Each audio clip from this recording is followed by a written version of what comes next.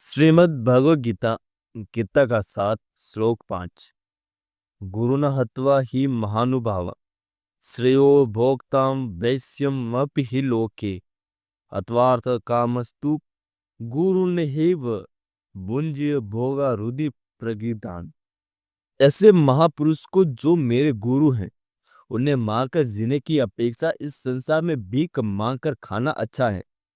भले ही वे सांसारिक लाभ के इच्छुक हो, किंतु हेम तो गुरुजन ही।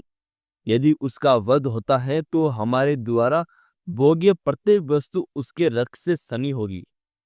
अर्जुन का दुविधा भाव।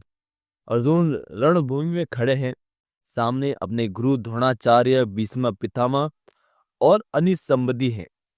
उन्हें लगता है कि इनको मारकर जो विजय और सुख मिलेगा वह पाप से भरा होगा। इसलिए वह कहता है कि मैं भिक्षा मांगकर जितना पसंद करूंगा, पर ऐसे धन का उपभोग नहीं करूंगा जो मेरे गुरुजनों के रक्त से सना हो। धन और भोग का वास्तविक मूल्य अर्जुन यहाँ बताते हैं कि सिर्फ भौतिक सुख ही जीवन का लक्ष्य नहीं है।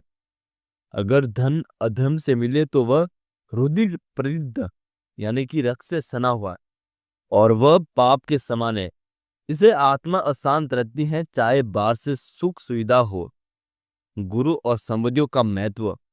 वैदिक संस्कृति में गुरु का स्थान भगवान से भी ऊपर माना गया है। अर्जुन के लिए द्रोणाचार्य और भीष्म सिर्फ योद्धा नहीं बल्कि आदरणीय गुरु और परिवार के बुजुर्ग हैं। इसलिए उनके साथ युद्ध करना अर्जुन के हृदय को विदीर्ण कर रहा है। यहाँ एक धर्म संकट। यह वह स्थिति है जब सही और गलत दोनों तरफ तर्क मौजूद हो।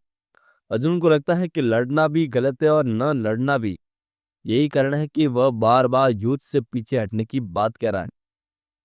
यहाँ आज की जिंदगी में जीवन के सीखे, सिर्फ लाभ नहीं साधन भी देखे।